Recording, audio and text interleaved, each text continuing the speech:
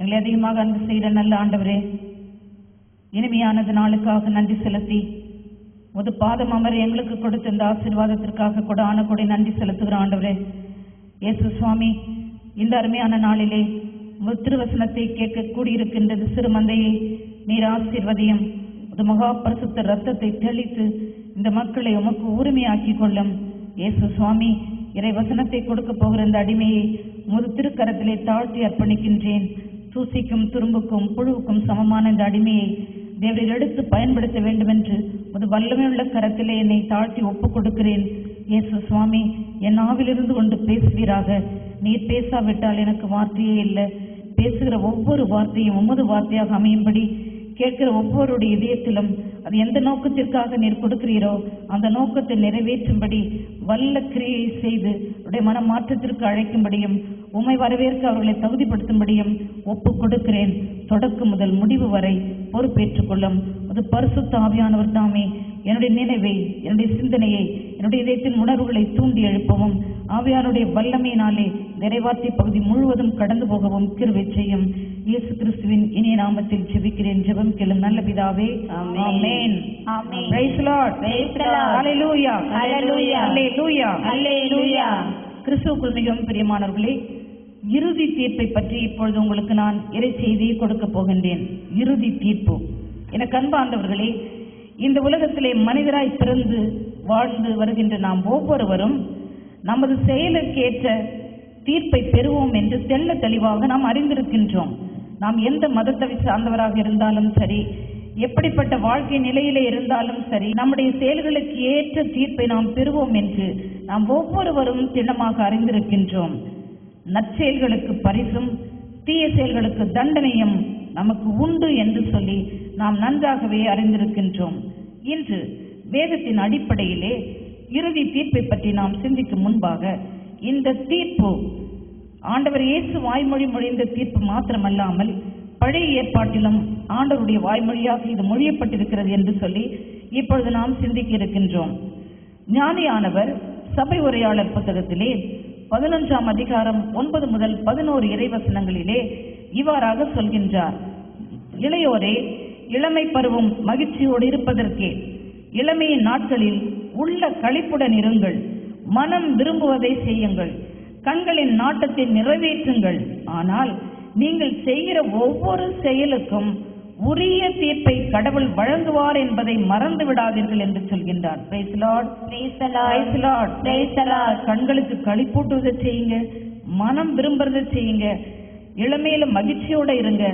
ஆனா உங்களுடைய செயல்கள் ஒவ்வொன்றுக்கும் கடவுள் உரிய தீர்ப்பை வழங்குவார் என்பதை நீங்கள் மறந்து விடாதீர்கள் என்று சொல்லி ஞானியானவர் அங்கே எச்சரிக்கிறதை நாம் பார்க்கின்றோம். சாலமோன் ஞானம் 3ஆம் அதிகாரம் 7வது வசனத்திலும் 10வது வசனத்திலும் இறைப்பற்றுள்ளவர்களை பற்றியும் இறை பற்றில்லாதவர்களுடைய முடிவை பற்றியும் நாம் அங்கே வாசிக்கின்றோம். சாலமோன் ஞானம் 3ஆம் அதிகாரம் 7வது வசனத்திலே இறைப்பற்றுள்ளோரின் முடிவு எப்படி இருக்கும் என்று சொல்லப்படுகின்றது. இறைப்பற்றுள்ளவர்கள் கடவுள் அவர்களை சந்திக்க வரும்பொழுது அவர்கள் ஒளி வீசுவார்கள். அரிதாள் நடுவே தீப்பொறி போல படர்ந்து சுடர் விடுவார்கள். ஆண்டவரோ அவர்கள் மீது என்றென்றும் அரசாழ்வார் என்று இறைப்பற்றுள்ளோரை பற்றி சொல்லப்படுகின்றது. இறை பற்றில்லாதவர்களை பற்றி 3ஆம் அதிகாரம் 10வது வசனத்திலே சாலமோன் ஞானியானவர் இவ்வாறாக சொல்கின்றார். இறைப்பற்றில்லாதோர் தங்கள் எண்ணங்களுக்கு ஏற்ப தண்டிக்கப்படுவர். பிரியமானவர்களே, இந்த செய்தியிலே தொடக்கத்திலிருந்து நான் சொல்ல விரும்புகின்றேன். நற்செயலுக்குரிய சன்மானமும் தீச்செயலுக்குரிய தண்டனையும் ஆண்டவர் கையில் இருக்கின்றது. அச்ச நடுக்கத்தோடு கூட அவர் கொடுக்கின்ற தீர்ப்புக்காக நாம் காத்திருக்கும்படியாக உங்களை அன்போடு அழைக்கின்றேன். Praise the Lord. Praise the Lord. Hallelujah. Hallelujah. Hallelujah. Hallelujah. தானியேல் தன்னுடைய இறைவாக்கு புத்தகத்திலே அரியணைகள் அமைக்கப்படுகின்றன, தொன்மை வாய்ந்தவர் அங்கு அமர்கின்றார் என்று சொல்லி 7ஆம் அதிகாரம் 9வது வசனத்திலே சொல்கின்றார். தானியேலுக்கு உலகம் முடிவிலே நடக்கக்கூடிய காட்சி அங்கே காட்டப்படுகின்றது. பல பல பல ஆயிரம் நூற்றாண்டுகளுக்கு முன்பாக 7:9 அரியணைகள் அமைக்கப்பட்டன. தொன்மை வாய்ந்தவர் அங்கு அமர்ந்தார். 7:22 இவ்வாறாக சொல்கின்றது. தொன்மை வாய்ந்தவர் வந்து உன்னதரின் புனிதர்களுக்கு நீதி வழங்குவார். உரிய காலத்தில் புனிதர்கள் அரசுரிமை பெறுவார்கள். அல்லேலூயா. அல்லேலூயா. அல்லேலூயா. அல்லேலூயா. அன்பார்ந்தவர்களே, அந்த புனிதர்கள் கூட்டத்தில் அரசுரிமை பெறுவதற்காக காத்து கொண்டிருக்கின்ற தூய மக்களினம்தான் நீங்களும் நானும். எவ்வளவு பாக்கியமானது பார்த்தீர்களா? ஆகவே ஆண்டவருடைய நாள் எப்பொழுது வரும் என்று சொல்லி நாம் அவளோடு கூட எதிர்பார்த்து காத்திருப்போம் என்றால் நிச்சயமாக நாம் அவரோடு கூட எடுத்துக் கொள்ளப்படுவோம். Praise the Lord. Praise the Lord. Hallelujah. Hallelujah. Hallelujah. Hallelujah. பிரியமானவர்களே, விழிப்பாயிருங்கள். ஆண்டவரின் வருகை திடீரென்று இருக்கும். நினையாத நேரத்திலே மருமகன் வருவார். அவர் முதல் வருகையின் பொழுது ஒரு சிறு குழந்தையாக மனிதரை மீட்க பிறந்தார். எளிமையான வாழ்க்கையை வாழ்ந்தார். 3 ஆண்டுகள் இறையாட்சியின் நற்செய்தியை அறிவித்த பின்பு ரத்தம் சிந்தி சிலுவையிலே உயிரை துறந்து மரித்து அடக்கம் பண்ணப்பட்டு 3ஆம் நாள் உயிர்த்தெழுந்து விண்ணேற்பு அடைந்து நமக்கு மீட்பை கொடுத்தார். ஆனால் அவருடைய 2ஆம் வருகையிலோ அவர் நம்மை நடுத்தீர்க்க வரும்படி, அவர் நமக்கு தீர்ப்பு வழங்கும்படி ராஜாதி ராஜாவாக வரவிருக்கின்றார்.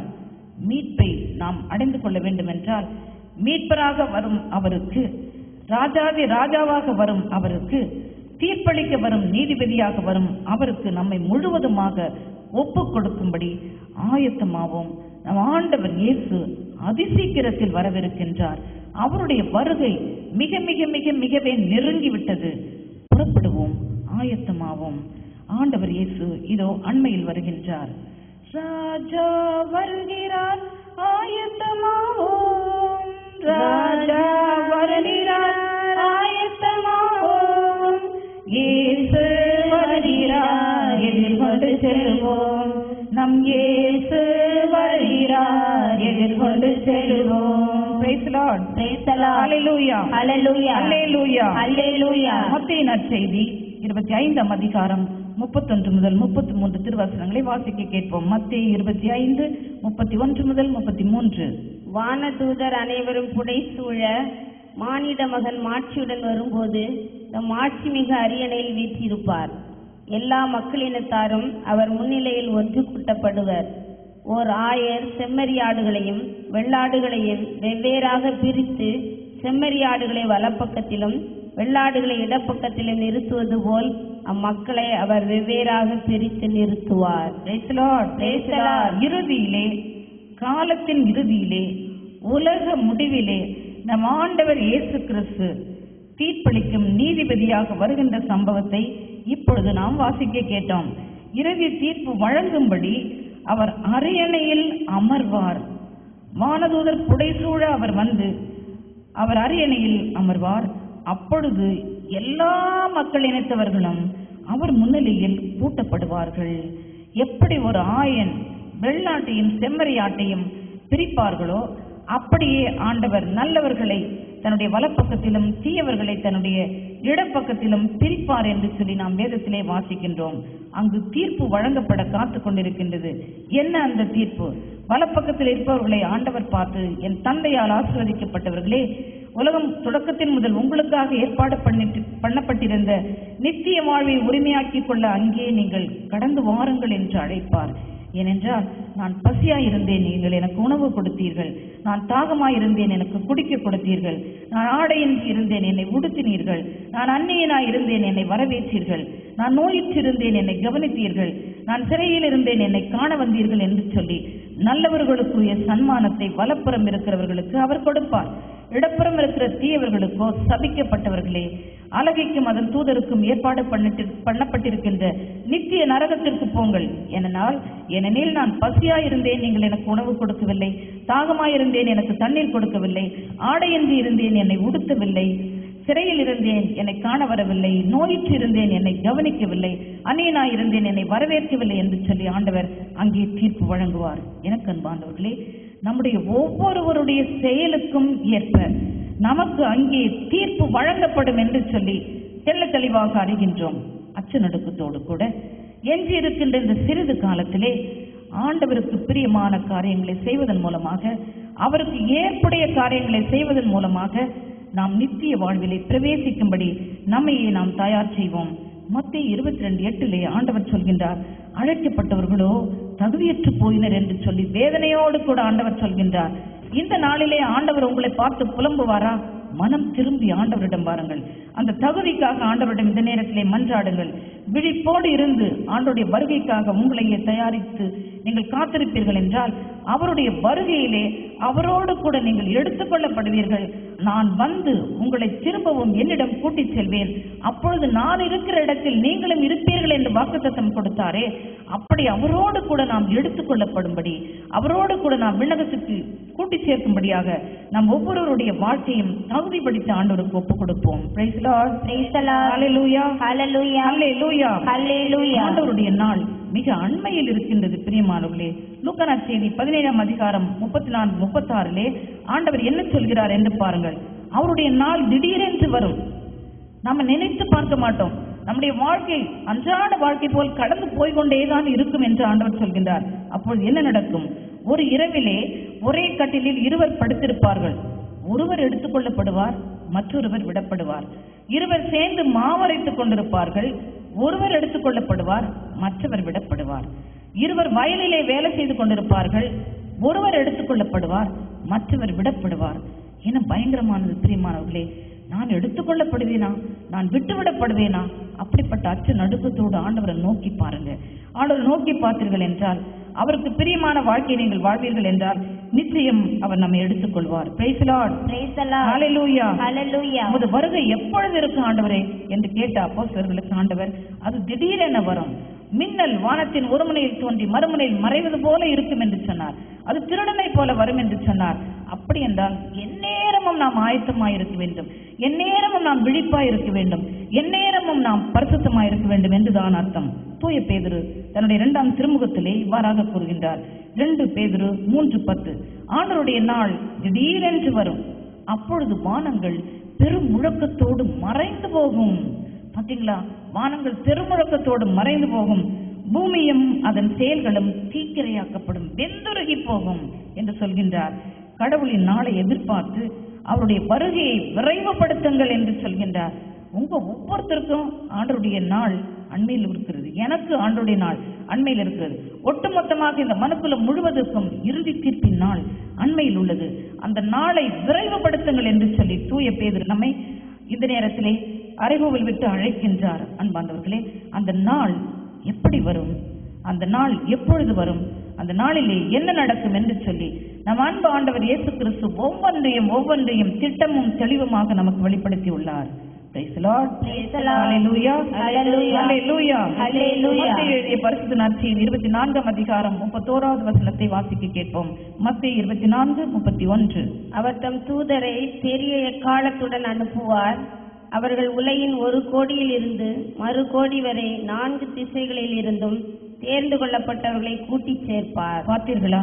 தம்முடைய தூதரை பெரிய எக்காலத்துடன் அவர் அனுப்புவாராம். அப்பொழுது அவர்கள் 4 திசைகளில் இருந்தும் பூமியில் 1 கோடி முதல் மறு கோடி முனைமுறை வரைக்கும் தெரிந்து கொள்ளப்பட்டவர்கள் எல்லாரையும் அவர்கள் கூட்டி சேர்ப்பார்களாம். இதைத்தான் தூய பவுலும் 1 தெசலோனியர் 4:16 சொல்கிறார்.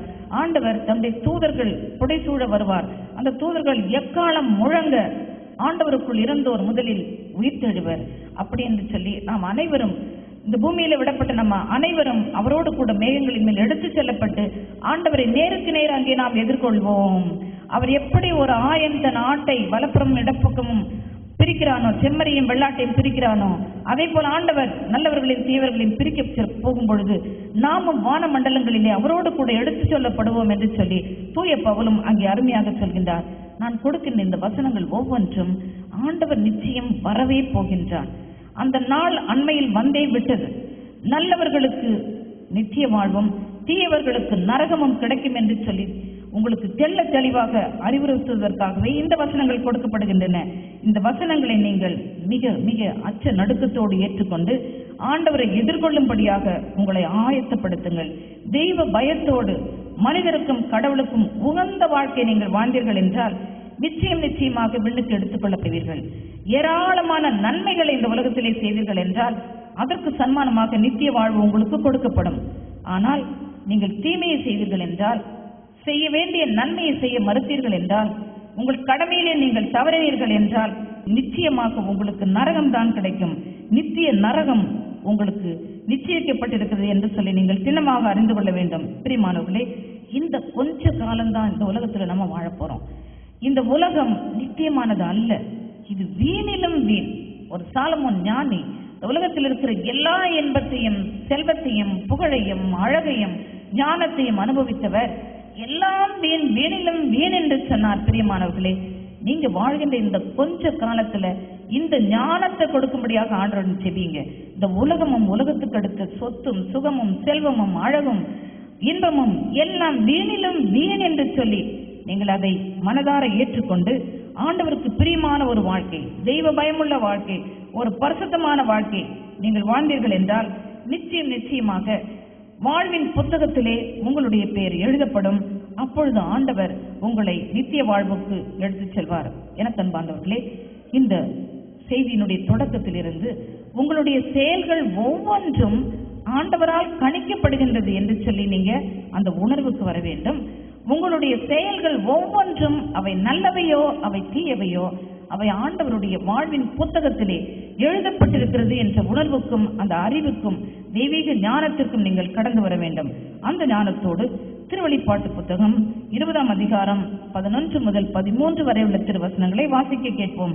திருவெளிப்பாடு 20:11 முதல் 13 வரை உள்ள திருவசனங்கள். பின்பு பெரிய வெண்மையான ஒரு அரியணையை கண்டேன். அதில் ஒருவர் வீற்றிருந்தார். அவர் முன்னிலையில் மண்ணகமும் விண்ணகமும் இருந்த இடம் தெரியாமல் மறைந்து விட்டன. இறந்தோருள் சிறியோர் பெரியோர் ஆகிய அனைவரும் அந்த அரியணை முன் நிற்க கண்டேன். அப்பொழுது நூல்கள் திறந்து வைக்கப்பட்டன. வேறொரு நூலும் திறந்து வைக்கப்பட்டது. அது வாழ்வின் நூல். இறந்தோரின் செயல்கள் அந்நூல்களில் எழுதப்பட்டிருந்தன. அவற்றுக்கு ஏற்ப அவர்களுக்கு தீர்ப்பு வழங்கப்பட்டது. பின்னர் கடல் தன்னகத்தே இருந்த இறந்தோரை வெளியேற்றியது. அதுபோல சாவும் பாதாளமும் தம்மகத்தே இருந்த இறந்தோரை வெளியேற்றின. அவர்கள் ஒவ்வொருவருக்கும் அவரவர் செயல்களுக்கு ஏற்ப தீர்ப்பு வழங்கப்பட்டது. அவர்கள் ஒவ்வொருவருக்கும் அவரது செயலுக்கு ஏற்ப தீர்ப்பு வழங்கப்பட்டது. Praise the Lord. எனக்கு அன்பார்ந்தவர்களே, யோவான் கண்ட இந்த காட்சியிலே இறுதி நாட்களில் இறுதி தீர்ப்பின் பொழுது நடக்கக்கூடிய காரியத்தை ஆண்டவர் சித்தரித்து நமக்கு ஒரு பாடமாக கொடுக்கின்றார். உலகத்தின் இறுதியிலே ஆண்டவராகிய இயேசு கிறிஸ்து சர்வ வல்லமையுடன் தன்னுடைய சர்வ மாட்சியிலும் அவர் வான மேகங்களின் மீது வருவார். அவர் மாட்சியின் அரியணையில் அமர்ந்திருப்பார். அப்பொழுது இந்த பூமி உலகம் எல்லாமே மறைந்துவிடும். மனிதர்கள் அவருக்கு முன்பாக நீதி தீர்ப்புக்காக கொண்டு வரப்படுவார்கள். அங்கே நூல்கள் திறக்கப்படுகின்றன. அதிலே ஒரு நூல் வாழ்வின் நூல் என்று எழுதப்பட்டுள்ளது. பிரியமானவர்களே, மனிதர்களாகிய நாம் செய்கின்ற ஒவ்வொரு செயலும் அந்த வாழ்வின் நூலிலே எழுதப்பட்டுள்ளது. அந்த வாழ்வின் புத்தகத்திலே எழுதப்பட்டுள்ளது. ஆண்டவராகிய இயேசு மகிமையில் நம்மை நடத்தியிருக்க வருகின்ற அந்த நாளிலே நாம் ஒவ்வொருவருடைய செயலுக்கும் ஏற்ப அவர் தீர்ப்பு வழங்குவார். Praise the Lord. Hallelujah. Hallelujah. Hallelujah. ஆண்டவர் நம்முடைய செயலுக்கு ஏற்ப தீர்ப்பு வழங்குவார் என்று சொல்லி நாம் இந்த உலகத்தில் இருக்கும்போது அச்சநடுக்கத்தோடு பரிசுத்த வாழ்க்கை வாழ்ந்தோம் என்றால் ஆண்டவரை எதிர்கொள்ள நாம் பயப்பட தேவையில்லை. பிரியமானவர்களே, நம் ஆண்டவர் அன்புள்ளவர், நம் ஆண்டவர் இரக்கமுள்ளவர், இரக்கத்தோடு நம்மை கூட்டி சேர்க்க விரும்புகின்றார். நல்ல ஆண்டவர். உன் பெயரை என் உள்ளங்கையில் பொறித்து வைத்துள்ளேன் என்று சொல்கின்ற ஆண்டவர். உன் சுவர்கள் எப்பொழுதும் என் கண் முன்பாக இருக்கிறது என்று சொன்ன ஆண்டவர். அந்த நீதி தீர்ப்பின் நாளிலே அச்சத்துக்குரிய பயங்கரத்துக்குரிய நீதிபதியாக அவர் வருவார் என்று சொல்லி கலங்க வேண்டாம். அவர் அன்பு செய்கிற தேவன் என்று சொல்லி அவரை நீங்கள் அன்பு செய்தீர்கள் என்றால், அவருக்கு உங்களுடைய வாழ்க்கையை ஒப்புக் கொடுப்பீர்கள் என்றால், நாம் ஆண்டவரை எதிர்கொள்ள நாம் பயப்பட மாட்டோம். மாறாக நம்பிக்கையோடும் துணிவோடும் மகிழ்ச்சியோடும் நாம் அவரை எதிர்கொள்வோம். Praise the Lord. Hallelujah. Hallelujah. Hallelujah. பிரியமானவர்களே, நாம் உயிரோடு இருக்கின்ற இந்த நாட்கள் இரக்கத்தின் நாட்கள். இரக்கத்தின் நாட்கள். ஆண்டவருடைய இரக்கத்துக்காக நாம் வாஞ்சியோடு மன்றாட வேண்டும் என்று சொல்லி அவரை கற்றுக் கொடுக்கின்றார். காற்றுள்ள பொழுதே தூற்றிக்கொள் என்பது பழமொழி. அதே போல் ஆண்டவருடைய இரக்கத்தின் நாட்களில் வாழ்கின்ற நாம் அந்த இரக்கத்தை நம்முடையதாக மாற்றிக்கொண்டு ஆண்டவரிடம் விசுவாசத்தோடு நாம் அணுகி வருவோம். என் பெயரால் நீங்கள் எதை கேட்டாலும் அதை செய்வேன் என்று சொல்கின்றார். உங்கள் உள்ளத்திலே விசுவாசத்தோடு கேட்கிற எல்லாவற்றையும் நீங்கள் பெற்றுக்கொள்வீர்கள் என்று சொல்கிறார். எதை கேட்கணும்? ஆண்டவரே எனக்கு நித்திய வாழ்வு வேணும்னு கேட்கணும். எதை கேட்கணும் சொல்லுங்க பார்க்கும். ஆண்டவரே எனக்கு நித்திய வாழ்வு வேணும். அதுதான், அது மட்டும் நம்ம கேட்டோம்னாக்க போதும். என் பெயரால் கேட்பதை எல்லாம் கொடுப்பேன் என்று சொன்னீரே, உன் பெயரால் நான் கேட்கிறேன். எனக்கு என்றும் அழியாத நிலைவாழ்வு வேண்டும் ஆண்டவரே என்று சொல்லி நீங்க செபியுங்க. ஆண்டவரே, உம் சமூகத்திலிருந்து என்னை தள்ளிவிடாதேயும், ஒரு வாழ்வு புத்தகத்திலிருந்து என் பெயரை நீக்கி விடாதேயும் என்று சொல்லி நம்ம செபிக்கும் பொழுது, விசுவாசத்தோடு நம்ம செபிக்கும் பொழுது அந்த மன்றாட்டை ஆண்டவர் கேட்கின்றார். பாவ வாழ்க்கையை விட்டுவிட்டு பரிசுத்தமாவேன் என்று சொல்லி ஆண்டவருக்கு நாம் வாக்கு கொடுக்கும் பொழுது அந்த வாழ்க்கையை ஆண்டவர் ஆசீர்வதிக்கின்றார். இரக்கத்தின் ஆண்டவரை நோக்கி அவருடைய கரங்களை பிடித்து கொண்டு எஞ்சியிருக்கிற இந்த கொஞ்ச நாட்களும் பரிசுத்தமாவதிலும் ஆண்டவரை நம்பிக்கையோடு எதிர்கொள்வதிலும் நாம் நம்மையே ஆயத்தப்படுத்துவோம் என்றால் நிச்சயம் நிச்சயம் வாழ்வின் நூலிலே நம்முடைய பெயர் எழுதப்படும். ஹல்லேலூயா, ஹல்லேலூயா, ஹல்லேலூயா, ஹல்லேலூயா. மத்தேயு எழுதிய பரிசுத்த நற்செய்தி 7ஆம் அதிகாரம் 14வது வசனம். மத்தேயு 7:14. வாழ்வுக்கு செல்லும் வாயில் மிகவும் இடுக்கமானது, வழியும் மிக குறுகலானது, இதை கண்டுபிடிப்போர் சிலரே. வாழ்வுக்கு செல்லும் வாயில் மிகவும் இடுக்கமானது, வழியும் மிகவும் குறுகலானது, இதை கண்டுபிடிப்போர் சிலரே. நித்திய வாழ்வுக்கு நம்மை அழைத்து செல்ல ஆண்டவர் வருவார் என்று நாம் எதிர்பார்த்திருக்கின்றோம். எப்படி அந்த நித்திய வாழ்வுக்குள்ள நுழையிறது என்பது ஆண்டவர் கற்றுக் கொடுக்கின்றார். இடுக்கமான வாயில் வழியா நீங்க நுழையுங்க. வாழ்வுக்கு செல்கின்ற வாசல் இடுக்கமானது, குறுகலானது என்று சொல்கின்றார். இதை நம்ம கண்டுபிடிக்க ஞானம் தேவை, தெய்வ பயம் தேவை, விசுவாசம் தேவை, ஆண்டவர் மீது நமக்கு நம்பிக்கை தேவை. எனக்கு அன்பார்ந்தவர்களே, நாம் இந்த உலகத்தில் வாழ்கின்ற இந்த வாழ்நாட்கள் அந்த நித்திய வாழ்வுக்கு நாம் போவதற்காக ஒரு தயாரிப்பாக அமைய வேண்டுமே தவிர நம்மை பின்னடைய வைப்பதற்காக அவை நம்மை விழத்தாட்டக்கூடாது. அதுதான் நெருக்கமான வாயில்.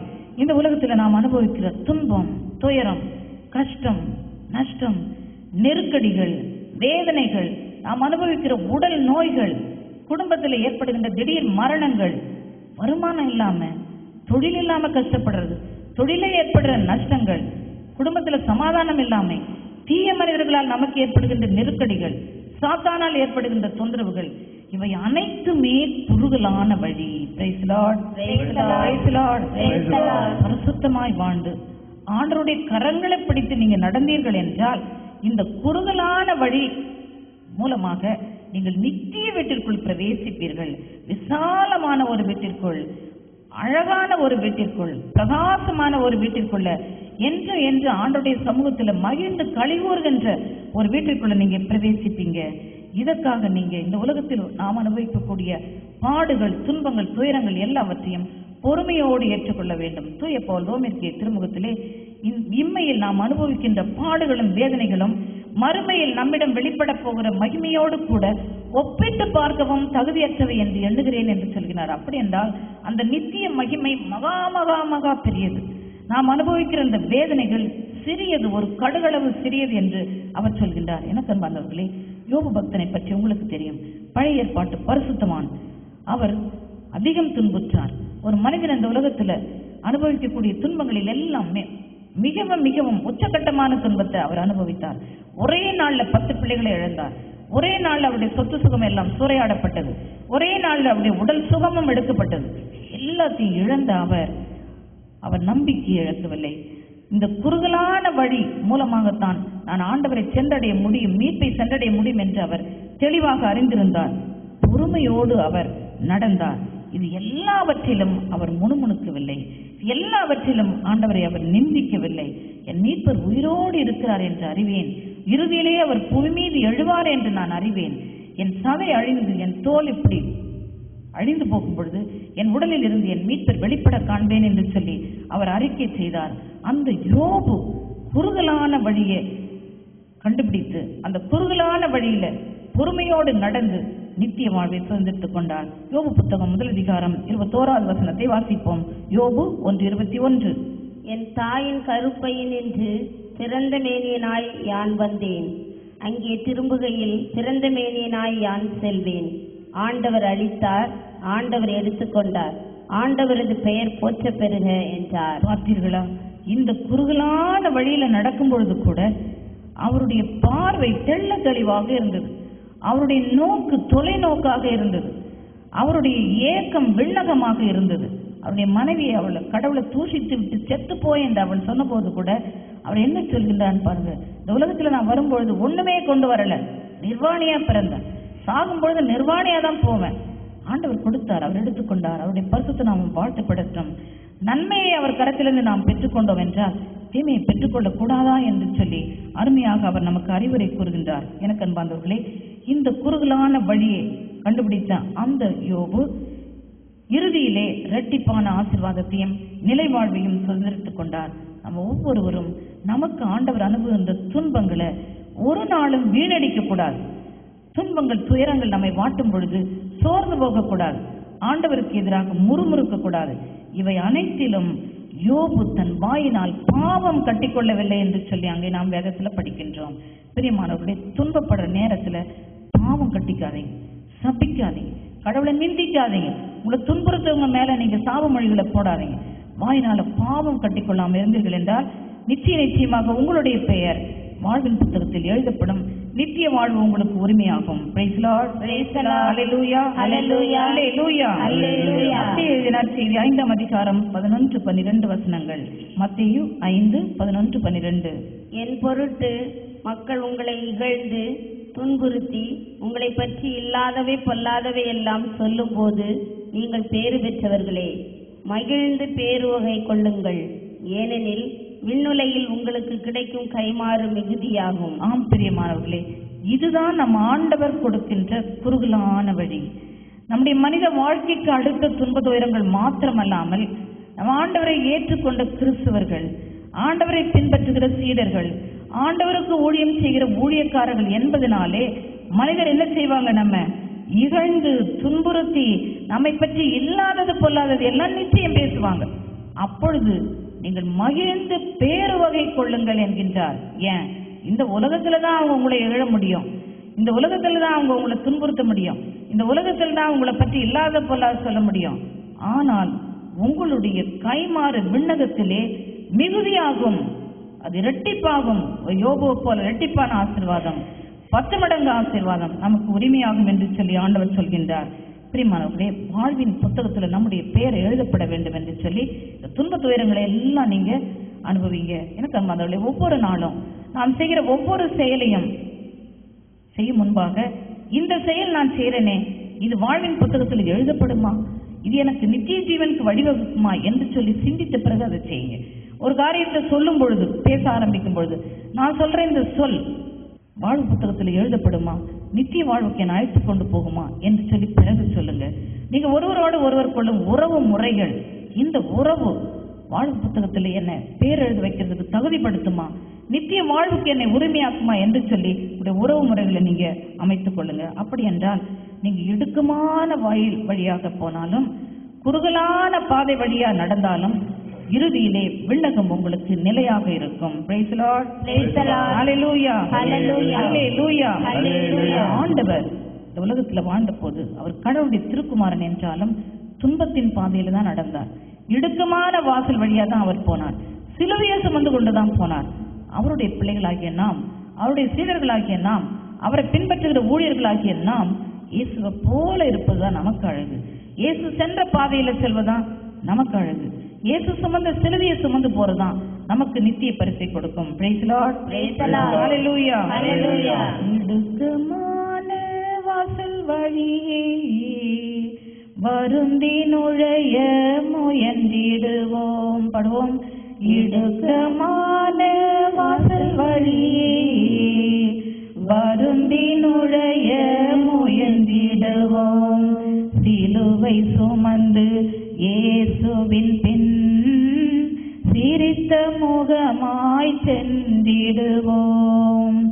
சிலுவை சுமந்து இயேசுவின் பின் சிரித்த முகமாய் சென்றிடுவோம். Praise the Lord. Praise the Lord. குடும்பத்தின் மத்தியில சிரித்த முகம் வருமா? உங்களுக்கு வருமா? பதிலே கிடையாது. வரணும். எப்ப வரும்? இயேசு எனக்கு முன்னால நடக்கிறார் என்று சொல்லும் பொழுது, துன்பப்பட்ட இயேசு எனக்கு முன்னால இருக்கிறார் என்று சொல்லி அவருடைய முகத்தை நீங்க தரிசித்தீர்கள் என்றால் நிச்சயமாக உங்களுக்கு வெறும் புன்முறுவல் மட்டுமல்ல, சிரித்த முகமும் கடந்து வரும். சிரித்த முகத்தோடு இயேசுவை பின்பற்றுவோமா? பின்பற்றுவோமா? நிச்சயமா உங்களுக்கு நிலைவாழ்வு உண்டு. ஹல்லேலூயா. ஹல்லேலூயா. ஹல்லேலூயா. ஹல்லேலூயா. பிரியமானவர்களே, இப்பொழுது வாழ்வின் நூலிலே உங்கள் பெயர் எழுதப்பட நாம் என்ன செய்யணும்னு சொல்லி சுருக்கமாக நாம் சிந்திக்க போகின்றோம். வாழ்வின் நூலிலே உங்களுடைய பெயர் எழுதப்பட என்ன செய்யணும்? முதலாக நீங்கள் பரிசுத்தமாக வேண்டும். சொல்லுங்க பார்ப்போம், என்ன செய்யணும்? பரிசுத்தமாக வேண்டும். நீங்கள் பரிசுத்தமானாக மட்டும்தான் வாழ்வின் நூலில் உங்க பெயர் எழுதப்படும், நீங்களும் நித்திய வாழ்வுக்கு பிரவேசிப்பீர்கள். இங்கே செல்வந்தனான ஒரு வாலிபன் ஆண்டவரை அணுகி வந்து ஒரு கேள்வி கேட்கிறான். ஆண்டவரே, நிலை வாழ்வை பெற நான் என்ன செய்ய வேண்டும் என்று சொல்லி அவன் கேட்கிறான். ஆண்டவர் அவனுக்கு அருமையான ஒரு பதிலை கொடுக்கின்றார். நீர் வாழ்வடைய விரும்பினால் கட்டளைகளை கடைபிடியும். உண்டா இல்லையா? என்ன சொல்றார் ஆண்டவர்? நீ வாழ்வடைய விரும்பினால் கட்டளைகளை கடைபிடியும். அவன் உடனே என்ன சொல்றான்? கட்டளைகளையா? எந்த கட்டளைகள் ஆண்டவரே நாம் பின்பற்றுறது அப்படின்னு சொல்லிட்டு அவன் கேட்கிறான். பொறுமையோடு ஆண்டவர் அவனுக்கு 10 கட்டளையில் உள்ளது சுருக்கமா சொல்ல நம்ம பார்க்கிறோம். கொலை செய்யாதே, விபச்சாரம் செய்யாதே அப்படின்னு சொல்றது நம்ம பார்க்கிறோம். எனக்கு அன்பார்ந்தவர்களே, நித்திய வாழ்வை நாம் சுதந்திரித்துக் கொள்ள வேண்டும் என்றால், வாழ்வின் புத்தகத்திலே நம்முடைய பெயர் எழுதப்பட வேண்டும் என்றால், நம் ஆண்டவர் மோசே வழியாக கொடுத்த 10 கட்டளைகளை நாம் நிறைவேற்ற வேண்டும். நிச்சயமாக இந்த 10 கட்டளைகளும் எக்காலத்துக்கும் உள்ள மக்களுக்கு கொடுக்கப்பட்ட கட்டளை. இதை நாம் நிறைவேற்றுவோம் என்றால் நிச்சயமாக நமக்கு நிலைவாழ்வு கிடைக்கும். இந்த 10 கட்டளைகளையும் ஆண்டவர் 2 கட்டளையில சுருக்கி சொல்லிவிட்டார். 10 கட்டளைகளை நீங்க இணைச்சட்டம் 5ஆம் அதிகாரத்திலும் விடுதலை பயணம் 22ஆம் அதிகாரத்தில் நீங்க படிப்பீங்க, பழைய ஆகமத்துல. இதை சுருக்கி ஆண்டவர் நமக்கு ரத்தின சுருக்கமாக மார்க் நற்செய்தி 12ஆம் அதிகாரம் 29-30 வசனங்களிலே சொல்கின்றார். உன் கடவுளாகிய ஆண்டவர் ஒருவரே கடவுள். அவரை உன் முழு இதயத்தோடும், உன் முழு ஆன்மாவோடும், முழு ஆற்றலோடும், உன் முழு சக்தியோடும் நீ அன்பு செய்வாயாக. இதுதான் முதன்மையான கட்டளை என்று ஆண்டவர் சொல்கின்றார். ஆண்டவராகிய கடவுளை உன் முழு இதயத்தோடும், முழு ஆன்மாவோடும், முழு மனதோடும், முழு ஆற்றலோடும் நீ அன்பு செய்வாயாக. இந்த கட்டளை முழுமையா நிறைவேற்றினீங்கன்னு சொன்னா வாழ்வின் உள்ள உங்க பெயர் எழுதப்பட்டுடும். நிச்சயமாக உங்களுக்கு நித்திய வாழ்வு கிடைக்கும். இதற்கு இணையான 2வது ஒரு கட்டளையும் உண்டு என்று சொல்லி ஆண்டவர் சொல்கின்றார். 12:31 மார்க் நற்செய்தியில, உனக்கு அன்பு காட்டுவது போல், நீ உன் மீது அன்பு கூறுவது போல் உனக்கு அடுத்திருப்பவன் மீதும் நீ அன்பு கூறுவாயாக. Praise Lord, praise the Lord, praise the Lord, praise the Lord. 10 கட்டளை ஆண்டவர் கொடுத்தார். உனக்கு கர்த்தாவாகிய சர்வேஸ் நாமே உமைத்தவரை வேறு சிறப்பு இல்லாமல் போகட்டும். ஆண்டோடைய நாமத்தை அனுசரித்து வரிசையா நமக்கு சொல்லப்பட்டது. விபச்சாரம் செய்யாதே, கொலை செய்யாதே, களவு செய்யாதே, பொய் சார்ந்து சொல்லாதே, பிற மனைவியை, பிற உடைமையை விரும்பாதே, எல்லாத்தையும் நம்ம கடைபிடிக்க கடமைப்பட்டிருக்கின்றோம். பிரியமானவர்களே, இந்த கட்டளைகளை நாம் கடைபிடித்து ஆண்டவர் மீது நாம் முழு மனதோடும், முழு ஆற்றலோடும், முழு உள்ளத்தோடும் அன்பு கூறுவோம் என்றால் ஆண்டவருடைய அன்பு நமக்கு 1000 தலைமுறைக்கும் இருக்கும் என்று சொல்லி அவர் வாக்கு கொடுக்கின்றார். என் மீது அன்பு கூர்ந்து என் கட்டளைகளை கடைபிடிப்போருக்கு 1000 தலைமுறை வரைக்கும் நான் பேரன்பு காட்டுவேன் என்று சொல்லி இணைச்சட்டம் 5:10 நமக்கு அவர் அருமையான ஒரு வாக்கு தத்துவத்தை கொடுக்கின்றார். அப்ப ஆண்டவரை முழு இதயத்தோடு அன்பு செய்யுங்க, முழு ஆற்றலோடு அன்பு செய்யுங்க, முழு மனதோடு அன்பு செய்யுங்க. அப்போ நிச்சயமா உங்களுக்கு நிலைவாழ்வு உண்டு. ஆண்டவரை நீங்க முழுமையா அன்பு செய்யும் பொழுது நிச்சயமா நீங்க அவரை போல பரிசுத்தமாக மாறுவீர்கள். யாரை நம்ம அன்பு செய்யறோமோ அவங்கள போல நம்ம உருமாற்றப்படுவோம். பிரியமானவர்களே, ஆண்டவரை அன்பு செய்கிறோம் என்றால் நாளுக்கு நாள் அவரை போல நம்ம உருமாற்றப்படுவோம். அப்படி என்றால் எல்லாத்துக்கும் மேலா உங்க வாழ்க்கையில கடவுள் தான் நம்பர் 1 பிளேஸ்ல இருக்கணும். எல்லாத்துக்கும் மேலா கடவுள் மாத்திரம்தான் உங்களுடைய சிந்தனையில முதல்ல வரணும். உடைய மனைவியோ, உடைய மக்களோ, உடைய கணவனோ, உடைய சொத்தோ, நீங்க செய்யற தொழிலோ, உடைய உடல் ஆசையோ, உடைய பெயர் புகழோ, இது ஒண்ணுமே ஆண்டவருக்கு மேல நீங்க வைக்க கூடாது. டாப்ல இருக்க வேண்டியது ஆண்டவர். அப்போ அதுதான் நீங்க கடவுளாகிய ஆண்டவர் உங்கள் முழு இதயத்தோட, முழு ஆற்றலோட, முழு ஆன்மாவோட அன்பு செய்கிறீர்கள் என்று அர்த்தம். அப்படி என்றால் ஆண்டவர் உங்களுக்கு நிச்சயமாக 1000 தலைமுறை வரைக்கும் பேரன்பு காட்டுவார். உங்களுடைய பெயர் வாழ்வின் புத்தகத்தில் எழுதப்பட்டிருக்கும். நித்திய வாழ்வு உங்களுக்கு உரிமையாகும்.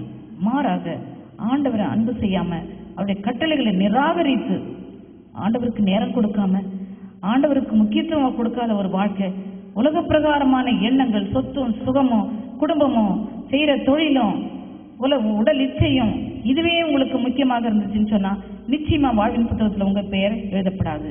இன்னும் ஆண்டவரை நிராகரித்து தெய்வ வழிபாட்டுக்கு உங்களை ஒப்பு கொடுத்தீர்கள் என்றால், பிலிசூனிய மந்திரமாயங்களுக்கு நீங்கள் உட்படுவீர்கள் என்றால், விக்கிரக ஆராதனை செய்வீர்கள் என்றால் வாழ்வின் புத்தகத்தில் உங்கள் பெயர் எழுதப்படாது.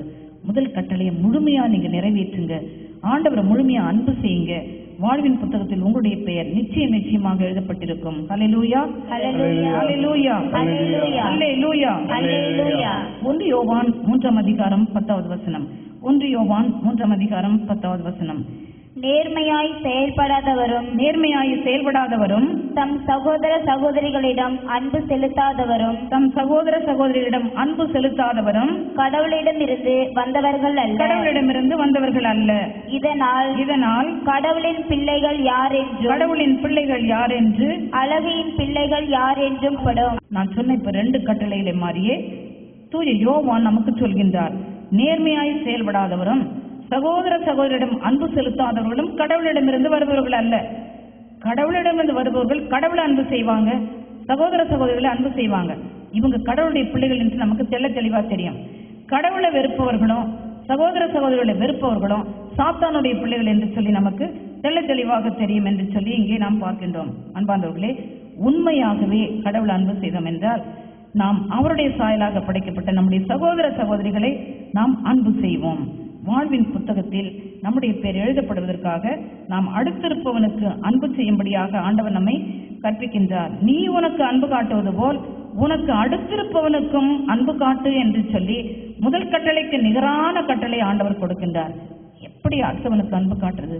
எனக்கு அடுத்திருப்பவன் யார் என்று சொல்லி ஒரு பரிசேயன் ஆண்டவரிடம் கேள்வி கேட்கின்றான். லூக்கா நற்செய்தி 10ஆம் அதிகாரம் 30-35 வசனங்கள் வரைக்கும் ஆண்டவர் நல்ல சமாரியன் உவமையை சொல்கின்றார். எனக்கு அடுத்திருப்பவன் யார் என்று கேட்ட ஒரு பரிசேயன் தன்னை நீதிமானா காட்டாம விரும்பினான். ஆண்டவர் நல்ல சமாரியத்தின் உவமையை கூறுகின்றார். உங்களுக்கு நல்லா தெரியும், ஒருவன் எருசலேமிலிருந்து எரிகோவுக்கு அவன் இறங்கி போறான். கல்வர்கையில் அகப்பட்டு அடிபட்டு குத்துயிரும் கொலையுருமா அவன் வழியில கிடக்கிறான். ஒரு குரு அந்த வழியா கடந்து போறார். அவனை பார்த்து விலகி செல்கின்றார். ஒரு லேவியன் அந்த வழியா போறான். அவனை பார்த்து விலகி செல்கின்றார்கள். ஏன்? அவங்க சட்டத்தை நுண்ணுக்குமா அனுசரிச்சு அவங்க போய் பலி செலுத்தவும் வழிபாடு செய்யவும் போறவங்க இந்த மனிதனை தொட்டு தீட்டாகாதபடி விலகி போய்விட்டார்கள். ஆனால் அந்த வழியே வந்த ஒரு சமாரியன் அவன் மீது பரிவு கொண்டு தன்னுடைய வாகனத்திலிருந்து அவன் இறங்கி அவனுடைய நேரத்தை அவனுக்கு செலவழிக்கிறான். அவனை தூக்கி எடுக்கிறான். தன்னிடமிருந்த திராட்சை ரசத்தையும் எண்ணெயையும் அவன் காயத்துல வார்த்து காயங்களை அவன் கட்டுறான். அவனுடைய சொந்த வாகனத்துல அவனை தூக்கி வைத்து கொண்டு ஒரு சாவடிக்கு கூட்டிட்டு போறான். அந்த சாவடியில அவனுக்கு பைசா கொடுத்து பணத்தை கொடுத்து அந்த சாவடியினுடைய உரிமையாளருடைய இவனை நீங்கள் பார்த்துக் கொள்ளுங்கள், இவனுக்கு என்னென்ன செய்ய வேண்டுமோ செய்யுங்க, திரும்பி வரும்போது உங்களுக்கு கொடுக்க வேண்டிய எல்லா பணத்தையும் நான் கொடுக்கிறேன் அப்படின்னு சொல்லிட்டு அவன் கடந்து போகின்றான். பிரியமானவர்களே, இதுதான் நாம் சகோதர சகோதரிகள் மீது காட்டுகின்ற அன்பு. அடுத்திருப்பவனுக்கு நாம் அன்பு செய்யறது. இப்படிப்பட்ட ஒரு இரக்க செயலும் வாழ்வின் புத்தகத்துல நிச்சயமாக எழுதப்படும். துன்பத்தில் இருக்கிறவங்களுக்கு நீங்க துயர் துடைக்கும் பொழுது, பசியா இருக்கிறவங்களுக்கு உணவு கொடுக்கும் பொழுது, புறக்கணிக்கப்பட்டவங்களை நீங்க சேர்த்துக் கொள்ளும் பொழுது, தேவையில இருக்கிறவங்களுக்கு நீங்க நேசக்கரம் நீட்டும் பொழுது வாழ்வின் புத்தகத்தில் உங்கள் பெயர் எழுதப்படும். எனக்கு அன்பார்ந்தவர்களே, அகதிகள், ஏழைகள், அனாதிகள் நம் மத்தியில இல்லாம இல்லை, ஏராளம் கைவிடப்பட்டவர்கள் ஏராளமா நம்ம பார்க்கிறோம். இவங்க ஒவ்வொருடைய முகத்திலும் இயேசுவின் முகத்தை நீங்க பார்க்கும் பொழுது சிறியோராகிய ஒருவருக்கு செய்ததெல்லாம் எனக்கே செய்தீர்கள் என்று சொல்லி ஆண்டவர் சொல்லும்படி நீங்க செய்கின்ற இந்த இரக்க செயல்கள் ஒவ்வொன்றும் வாழ்வின் புத்தகத்தில் எழுதப்படும். அப்பொழுது உங்களுக்கு நிலைவாழ்வு உரிமையாகும். Praise Lord. Praise the Lord. Hallelujah. Hallelujah. Hallelujah. Hallelujah. ஆண்டவரை முழு மனசோட அன்பு செய்வோம். அடுத்திருப்பவனுக்கு நம்ம அன்பு செய்வதோட மட்டுமல்லாம அவர்களுக்கு நம்முடைய இரக்கத்தையும் கனிவையும் நம்முடைய பொருளையும் நம்முடைய நேரத்தையும் ஒதுக்குவோம். நிலை வாழ்வினை உரிமையாக பெற்றுக்கொள்வோம். Praise Lord. Praise the Lord. Hallelujah. Hallelujah. வாழ்வின் புத்தகத்தில் உங்களுடைய பெயர் எழுதப்பட நீங்க பரிசுத்தமாகுங்கள் என்று சொன்னேன். எப்படி பரிசுத்தமாவது? 1 கொரிந்தியர் 6ஆம் அதிகாரம் 9-10 வசனங்களை இப்பொழுது வாசிப்போம். 1 கொரிந்தியர் 6ஆம் அதிகாரம் 9-10 வசனங்கள். அன்பார்ந்தவர்களே, யாரெல்லாம் நித்திய வாழ்வுக்கு போக முடியாது, யார் பேர்லாம் எழுதப்படாது என்ற பட்டியலை நீங்க பார்க்க போறீங்க. இதை வாசிக்க கேட்கும்போது உங்களையே நீங்க அலசி ஆராய்ந்து பார்த்து இந்த பட்டியல் எனக்குரியதா என்று சொல்லி மிக கவனமாக அதை நீங்க தேர்ந்தெடுத்து இது முழுவதையும் நீங்க தூக்கி எறிகிறதுக்கு இப்பொழுது நீங்கள் முடிவு செய்ய வேண்டும். வாசிப்போம். தீங்கிழைப்போருக்கு இறையாட்சியில் உரிமை இல்லை என்று உங்களுக்கு தெரியாதா? ஏமாந்து போகாதீர்கள். பரத்தமையில் ஈடுபடுவோர், சிலைகளை வழிபடுவோர், விபச்சாரம் செய்வோர், தகாத பாலுறவு கொள்வோர், ஒருபால் புணர்ச்சியில் ஈடுபடுவோர், திருடர், பேராசையுடையோர், குடிவெறியர், பழி தூற்றுவோர், கொள்ளையடிப்போர் ஆகியோர் இறையாட்சி உரிமையாக்கிக் கொள்வதில்லை. Praise Lord. Praise the Lord. Praise Lord. Praise the Lord. இறையாட்சி யாராருக்கு உரிமையாகாது? இறுதி தீர்ப்பின் பொழுது யாருடைய பெயர் புத்தகத்துல இருக்காது என்று சொல்லி இங்க நாம் அருமையாக வாசிக்கின்றோம். ஏமாந்து போகாதீங்க. பரத்தமையில் ஈடுபடுவோர், ஒரு நாளும் இறையாட்சிக்கு உட்பட முடியாது. விபச்சாரம், தகாத பாலுறவு, இந்த பட்டியலை நீங்க பிரிச்சு பார்த்தீங்கன்னா பிரியமானவர்களே, உடலுக்கு எதிரான பாவங்களை நீங்க பாக்குறீங்க. காம இச்சை, பரத்தமை, விபச்சாரம், ஒருவால் புணர்ச்சி, தகாத பாலுறவு, இதுல ஈடுபடுறத நீங்க பாக்குறீங்க. உடலுக்கு எதிரான பாவம், குடிவெறி பாக்குறீங்க. பிறர் அன்புக்கு விரோதமான பாவத்தை பாக்குறீங்க. கொள்ளையடிப்போர், திருடர், பேராசை உடையோர், இவங்களை நீங்க பாக்குறீங்க. மூன்றாவது இன்னொரு பட்டியல், சிலைகளை வழிபடுவோர். பிரியமானவர்களே, கடவுளை நிந்திக்கிறவங்க, இப்படிப்பட்டவங்க யாருமே இறையாட்சிக்கு உட்பட முடியாது. உங்க உள்ளத்தை நீங்க ஆழ்ந்து சோதனை செய்து இதுல ஏதாவது உங்களுக்கு இருக்குதான்னு சொல்லி பாருங்க. உடல் இச்சைக்கு உட்பட்டு இருக்கிறீங்களா? வாழ்வின் புத்தகத்திலிருந்து உங்கள் பெயர் கிறுக்கப்படும். திருடுறீங்களா? கொள்ளையடிக்கிறீங்களா? பேராசையுடைய பண ஆசை உள்ளவங்களா இருக்கிறீங்களா? வாழ்வின் புத்தகத்துல உங்கள் பெயர் இடம்படவே முடியாது. சிலை வழிபாடு செய்யறீங்களா? ஆண்டவரை நிந்திக்கிறீங்களா? ஒரு நாள் நீங்க விண்ணரசை சுதந்திரத்துக் கொள்ளவே முடியாது. ஒவ்வொன்றாக அலசி பார்த்து இந்த பாவத்தை செய்ய தூண்டும் பாவ நாட்டங்களை வேரோடு பிழுங்கி எறியுங்க. அப்பொழுது நீங்க பரலோகத்துக்கு போறதுக்கு உரிமை பெறுவீர்கள். வாழ்வின் புத்தகத்தில் உங்களுடைய பெயர் எழுதப்படும். அல்லேலூயா, அல்லேலூயா, அல்லேலூயா, அல்லேலூயா. பிரியமானவர்களே, ஒரு வாலிபன் திருடி ஜெயிலுக்கு போனான். 2-3 முறை ஜெயிலில் அவன் அடைபட்டு ஒரு சமயமா அவன் அந்த தண்டனை காலம் முடிஞ்ச பிறகு வெளியில வந்துருவானான். அவன் தனக்குள்ளே சொல்லி கொண்டானான், நான் இப்படி ஓப்பனா திருடுறதால் தானே என்னை பிடிச்சி ஜெயிலில் போடுறாங்க, நான் ஒரு வழிவரி கல்வனா மாறுவேன் அப்படின்னு சொல்லிட்டு பட்ட பகல்ல கொள்ளையடிச்சுட்டு நம்ம எங்க போறோம்னு தெரியாம போயிடும், நம்மளை பிடிச்சி ஜெயிலில் போட மாட்டாங்கன்னு சொல்லி 2 கிராமத்துக்கு நடுவுல அவன் போய் ஒரு மரத்துக்கு பின்னாடியே அவன் உட்காந்துருந்தான். அந்த வழியா வியாபாரத்துக்கு போறவங்க வர்றவங்க உண்டு, சந்தைக்கு போறவங்க உண்டு. அவங்கள வழிமறிச்சு அவன் கொள்ளையடிக்கிறது உண்டு. வழிபறி கொள்ளனா மாட்டினானா. இப்படியாக அவன் செய்து கொண்டிருக்கும் பொழுது பக்கத்து கிராமத்துல நற்செய்தி கூட்டம் ஒன்று நடந்தது. அப்பொழுது அந்த நற்செய்தியாளர் இந்த வசனத்தை வாசித்தார். கொள்ளையடிப்போர் இறையாட்சியை உரிமையாக்கி கொள்ள முடியாது என்று சொல்லி, பேராசையுடையோர் இறையாட்சியை உரிமையாக்கி கொள்ள முடியாது என்று சொல்லி அந்த வசனத்தால் அவன் ஆட்கொள்ளப்பட்டான். இனி நான் திருட மாட்டேன், இனி நான் கொள்ளையடிக்க மாட்டேன், இனி நான் வழிவரி கல்வனாய் இருக்க மாட்டேன் என்று சொல்லி அவன் வாழ்க்கையை ஒப்பு கொடுத்தான். அவன் ஒரு பரிசுத்தவானாக மாறி ஆண்டவரை பின்பற்றி அவருக்கு ஊழியம் செய்ய ஆரம்பித்தான். வாழ்வின் புத்தகத்தில் அவனுடைய பெயர் எழுதப்பட்டது. Praise the Lord, praise the Lord, hallelujah, hallelujah, hallelujah, hallelujah. எனக்கு அன்பார்ந்தவர்களே, இந்த வசனத்தை கேட்ட நீங்க ஒவ்வொருத்தரும் உங்க உள்ளத்துல இருக்கிற இந்த தீமையை வேரோட பிடுங்கி எறிஞ்சிச்சு ஆண்டவருக்கு உங்களை ஒப்பு கொடுங்க. வாழ்வின் புத்தகத்துல உங்களுடைய பேர் எழுதப்படும். ஹல்லேலூயா, ஹல்லேலூயா. எபிரேயருக்கு திருமுகம் 12ஆம் அதிகாரம் 14-15 வசனங்களை வாசிப்போம். எபிரேயர் 12-14. அனைவருடனும் அமைதியாய் இருக்க முயலுங்கள், தூய்மையை நாடுங்கள், தூய்மையின்றி எவரும் ஆண்டவரை காண மாட்டார். ஆம் பிரியமானவர்களே, எல்லாரோடையும் அமைதியா இருங்க. சண்டை சச்சரவு, குழப்பம், பிரிவினை, கட்சி மனப்பான்மை, இது இன்னொரு லிஸ்ட். மோட்சத்துக்கு போக முடியாதவங்களுடைய லிஸ்ட். எல்லாரோடையும் நீங்க சமாதானமா இருங்க. எல்லாத்திற்கும் மேலா தூய்மையை நாடுங்க. தூய்மையின்றி ஒருவரும் கடவுளை தரிசிக்க முடியாது என்று சொல்கின்றார். அதோடு கூட 15வது வசனத்தில் நம்ம பார்க்கிறோம், எவரும் கடவுளின் அருளை இழந்து போகாதபடி நீங்கள் பார்த்துக் கொள்ளுங்கள். கசப்பான நச்சுவேர் எதுவும் முளைத்து தொல்லை கொடுக்காதபடியும் அதனால் பலர் கெட்டு போகாதபடி நீங்க பார்த்துக்குங்க அப்படின்னு சொல்றார். உங்க உள்ளத்தில் இருக்கிற நச்சுவேர், பகை என்கிற நச்சுவேர், தீமை என்கிற நச்சுவேர், பிறரை மன்னியாமை என்கிற நச்சுவேர், பிறர் அழிந்து போக வேண்டும் என்கிற தீய எண்ணம், இந்த நச்சுவேர், கசப்பான நச்சுவேர் எல்லாத்தையும் நீங்க புடுங்கி எறியுங்க. இந்த நச்சுவேர் உங்க இதயத்தில் இருந்ததுன்னு சொன்னா நீங்க கெட்டு போவீங்க, விண்ணரசை நீங்கள் இழந்து விடுவீர்கள். உங்களையே நீங்க சோதனை பண்ணி பாருங்க. உள்ளத்தில் இருக்கிற வெறுப்பு, எரிச்சல், கோபம், மன்னியாம, ஒரு சில குடும்பங்கள்ல ஓயாம உள்நாட்டு போர், தகப்பனும் தாயும் சண்டை போட்டுக்கிறத பாக்குற பிள்ளைகள் இது ஒரு குடும்பமா என்று சொல்லி நினைப்பார்கள். அவங்களுக்குள்ள அங்க சண்டை வர ஆரம்பிக்கும். போகிற இடத்துல கிளாஸ்ல சண்டை போட ஆரம்பிப்பாங்க, ஸ்கூல்ல தொழில் செய்ய போற இடத்துல அங்க சண்டை போடுவாங்க.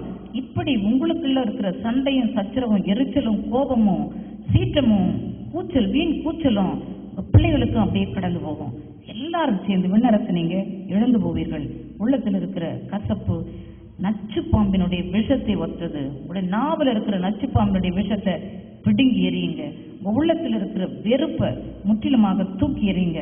அப்பொழுது ஆண்டவர் உங்களுக்கு நிலைவாழ்வை கட்டளையிடுவார். அன்பார்ந்தவர்களே, இந்த வாயினால வருகின்ற வார்த்தை ஒவ்வொன்றும் பிறரை குத்தி கீறி பிறருடைய வாழ்க்கை சக்கரத்தை அழிக்காதபடி நீங்கள் மிகவும் எச்சரிக்கையாக இருக்க வேண்டும். Praise the Lord. Praise the Lord. Hallelujah. Hallelujah. Hallelujah. Hallelujah. மத்தேயு எழுதிய பரிசுத்த நற்செய்தி 12ஆம் அதிகாரம் 36-37 வசனங்கள்.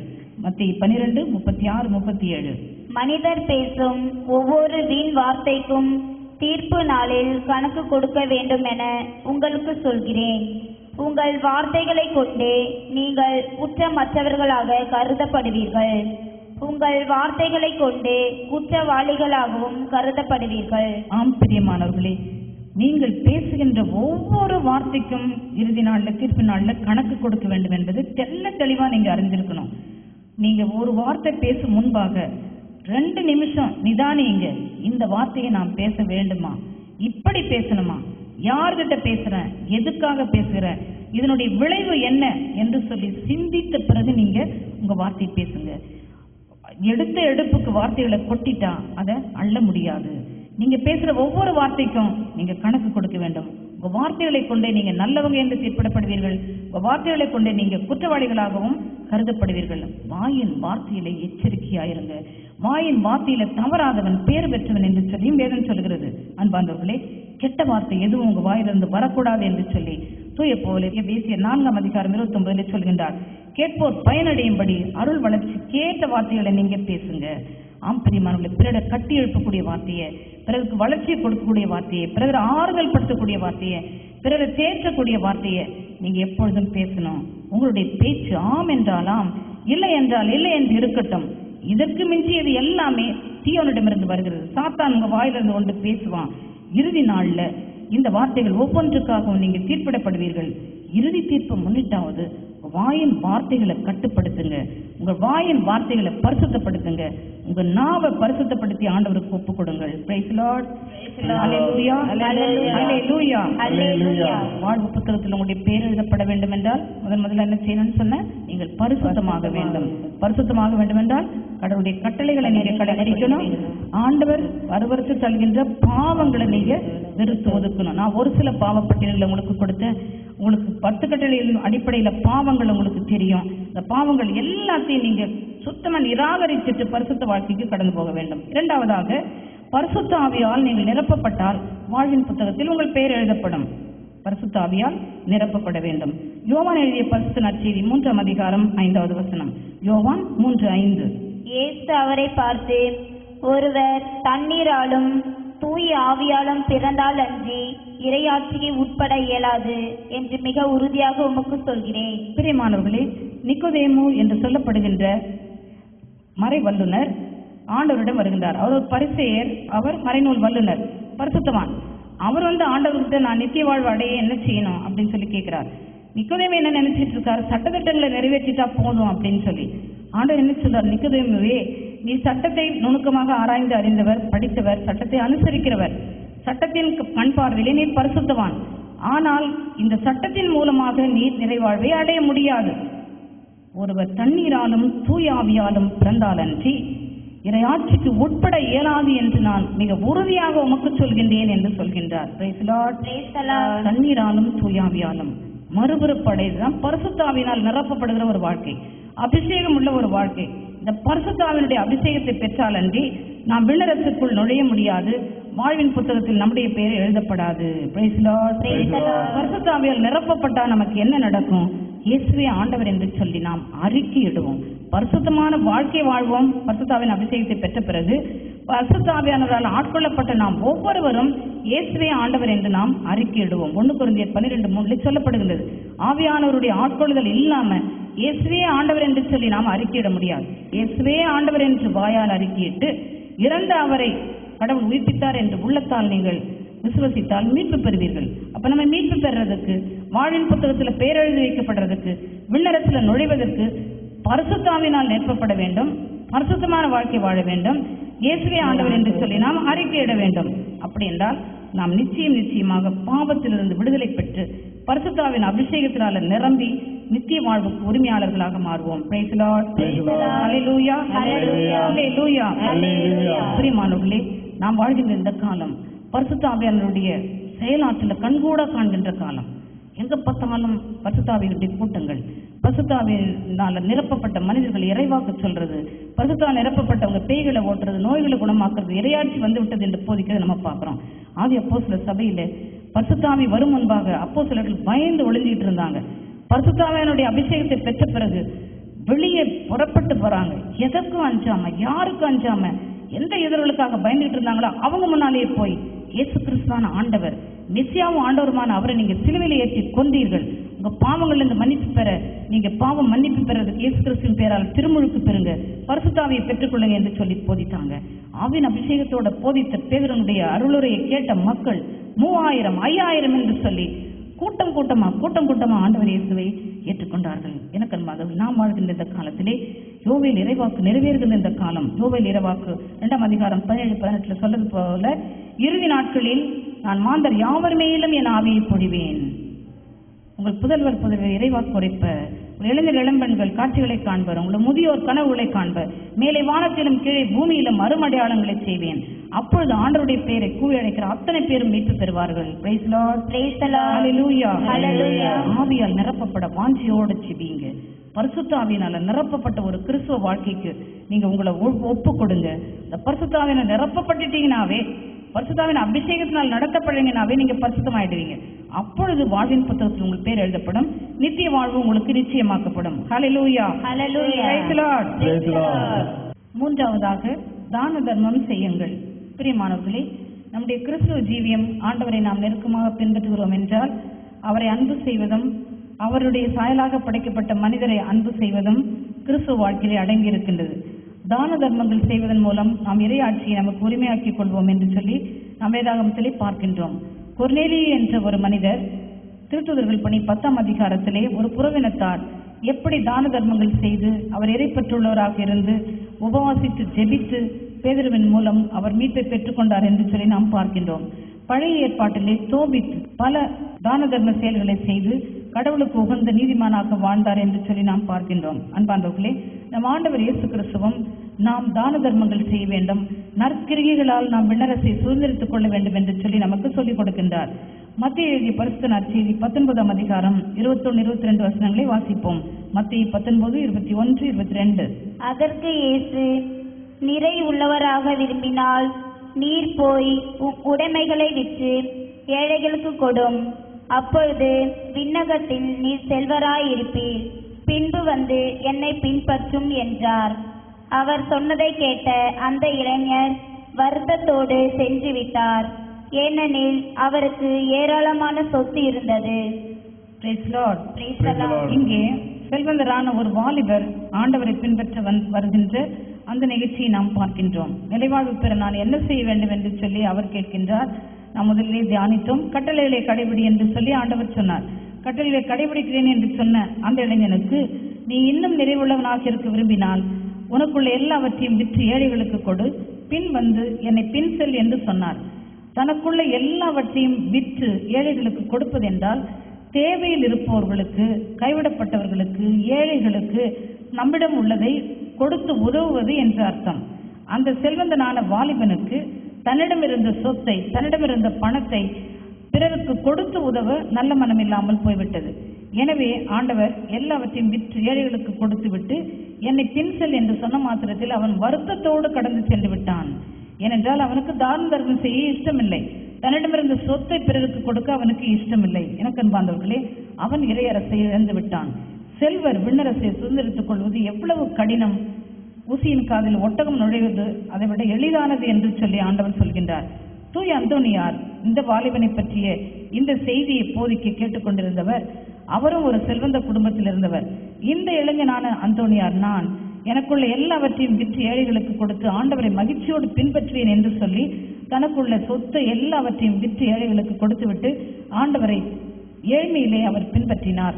பரிசுத்தவானாக அவர் வாழ்ந்தார். விண்ணரசை அவர் சுதந்திரித்துக் கொண்டார். எனக்கு அன்பார்ந்தவர்களே, நாம் ஒவ்வொருவரும் செய்கின்ற நற்செயல்கள், தான தர்மங்கள் வாழ்வின் நூலிலே எழுதப்பட்டிருக்கும். இதை நீங்கள் ஒருபொழுதும் மறக்கக்கூடாது. மத்திய நற்செய்தி 25ஆம் அதிகாரம் 34-36 வசனங்களை வாசித்தோம் என்றால், மத்திய 25-34-36 இறுதி நாளிலே ஆண்டவர் நம்மை தீர்ப்பிடுவது, விண்ணரசுக்கு நம்மை தகுதிப்படுத்துவது நாம் காட்டுகின்ற இரக்க செயல்கள், நாம் புரிகின்ற நற்செயல்கள் என்று சொல்லி தெள்ள தெளிவாக சொல்கின்றார். வாசிக்க கேட்போம். பின்பு அரியணையில் வீற்றிருக்கும் அரசர் தம் வலப்பக்கத்தில் உள்ளோரை பார்த்து, என் தந்தையிடமிருந்து ஆசி பெற்றவர்களே வாருங்கள். உலகம் தோன்றியது முதல் உங்களுக்காக ஏற்பாடு செய்யப்பட்டிருக்கும் ஆட்சியை உரிமை பேராக பெற்றுக்கொள்ளுங்கள். ஏனெனில் நான் பசியாயிருந்தேன், நீங்கள் உணவு கொடுத்தீர்கள். தாகமாயிருந்தேன், என் தாகத்தை தணித்தீர்கள். அந்நியனாக இருந்தேன், என்னை ஏற்றுக்கொண்டீர்கள். நான் ஆடையின்றி இருந்தேன், நீங்கள் எனக்கு ஆடை அணிவித்தீர்கள். நோயிற்று இருந்தேன், என்னை கவனித்துக் கொண்டீர்கள். சிறையில் இருந்தேன், என்னை தேடி வந்தீர்கள் என்பார். பார்த்தீர்களா? ஆண்டவர் ஒவ்வொருவருடைய நற்செயலுக்கும் ஏற்ற சன்மானத்தை கொடுப்பதை இந்த பகுதியிலே நம்ம பார்க்கிறோம். பசியா இருக்கிறவர்களுக்கு உணவு, தாகமாய் இருக்கிறவர்களுக்கு தண்ணீர், ஆடையில் இருப்பவர்களுக்கு ஆடை, அந்நியனாய் இருப்பவர்களுக்கு புகலிடம், நோயிற்று இருப்பவர்களுக்கு ஆறுதல், சிறைச்சாலையில் இருப்பவர்களை நாம் காணச் செல்வது, இப்படிப்பட்ட இரக்க செயல்கள், தான தர்ம செயல்கள் நமக்கு விண்ணகத்தை சுதந்திரித்துக் கொடுக்கும் என்று சொல்லி ஆண்டவர் சொல்கின்றார்.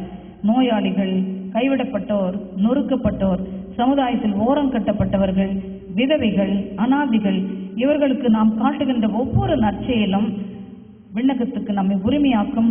வாழ்வின் புத்தகத்திலே நம்முடைய பெயரை எழுதி வைக்கும். Price the Lord. Praise the Lord. Price the Lord. Praise the Lord. யாக்கோபு எழுதிய திருமுகம் 4ஆம் அதிகாரம் 17வது வசனத்திலே இவ்வாறாக வாசிக்கின்றோம். நன்மை செய்ய ஒருவருக்கு தெரிந்திருந்தும் அதை அவர் செய்யாவிட்டால் அது அவருக்கு பாவம் என்று சொல்லப்படுகின்றது. பசியோட வரவங்களுக்கு ஒருத்தவங்களுக்கு சாப்பாடு கொடுக்கணும்னு தெரியும், கொடுக்காம இருந்தா அது பாவம். மற்ற ஒருத்தவங்களுக்கு இறக்கப்படுறது தெரிந்தும் நம்ம பாவத்தை செய்யக்கூடாது. நன்மையை செய்ய தவறினோம் என்றால் அது பாவம் என்று சொல்லி ஆண்டவர் வலியுறுத்துகின்றார். எனக்கு அன்பார்ந்தவர்களே, நமக்கு உள்ளதிலிருந்து பிறருக்கு கொடுத்து உதவி விண்ணகத்தை சுதந்திரித்துக் கொள்வோம். 4ஆவதாக, ஜெப தப உபவாசத்தில் நாம் நிலைத்திருக்க வேண்டும் என்று சொல்லி ஆண்டவர் விரும்புகின்றார்.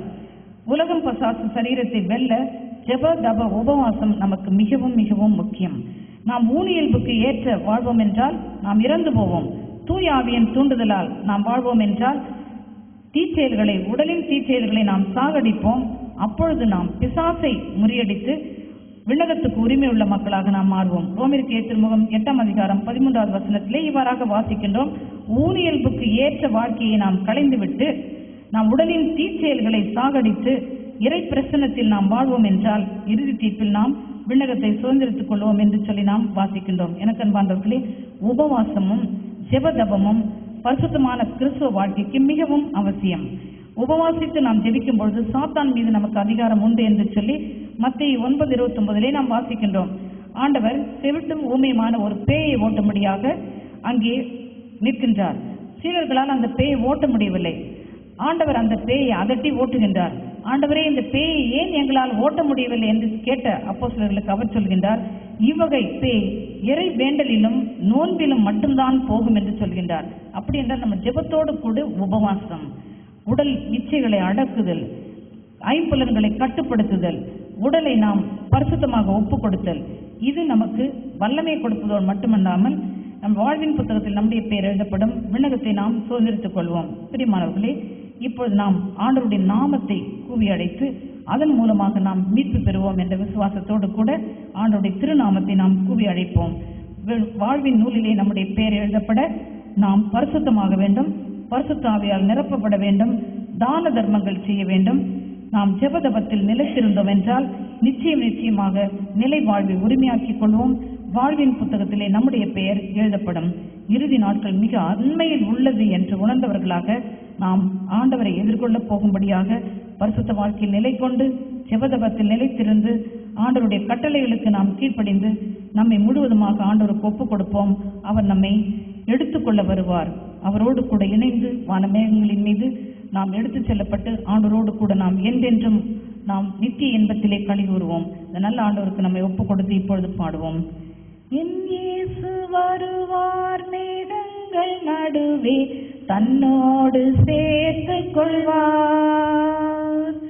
என் இயேசு வருவார், மேகங்கள் நடுவே தன்னோடு சேர்த்துக் கொள்வார். கூடவே வைத்துக் கொள்வார், என்னை கூடவே வைத்துக் கொள்வார்.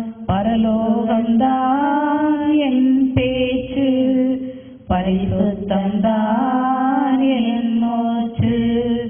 பரலோகம்தான் பரலோகந்தான் என் பேச்சு, பரிசுத்தந்தான் என் மூச்சு.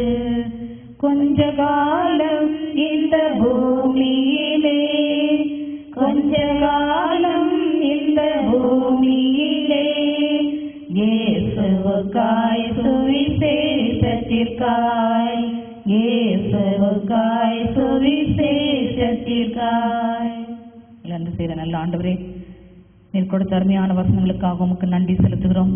உமது வருகை அண்மையிலே உள்ளது என்று சொல்லி நாங்கள் மிகவும் ஆர்வத்தோடும் உற்சாகத்தோடும் விழிப்போடும் எதிர்நோக்கி வர காத்திருக்கின்றோம். என்னுடைய இறுதி தீர்ப்பை நாங்கள் கண்முன்பாக வைத்து, இயேசு சுவாமி பரிசுத்தமாக வாழ்வு வாழ எங்களுக்கு கற்றுக்கொடும். பரிசுத்தாவியால் நிரம்பின ஒரு அபிஷேகம் உள்ள பரிசுத்த வாழ்க்கையை நடக்க எங்களுக்கு கற்றுத்தாரும். இயேசு சுவாமி தான தர்மங்கள் செய்து ஜெப தப உபவாசத்தில் நிலை நின்று நீர் எங்களை அழைக்க வரும் பொழுது எங்களுடைய விளக்குகள் முழுவதும் சுடர்விட்டு எரிகிற விவேகமுள்ள கண்ணீர்களாக உம்மோடு கூட நித்திய வாழ்வில் பிரவேசிக்கும்படி எங்கள் ஒவ்வொருவரையும் நீர் தகுதிப்படுத்தும், பொறுப்பேற்று வழிநடத்தும். இயேசு கிறிஸ்துவின் இனிய நாமத்தில் ஜெபிக்கிறோம். ஜெபம் கேளும் நல்ல பிதாவே, ஆமென். ஆமென். இயேசுக்கே புகழ், இயேசுக்கே நன்றி. Hallelujah, hallelujah, hallelujah, hallelujah. Praise the Lord.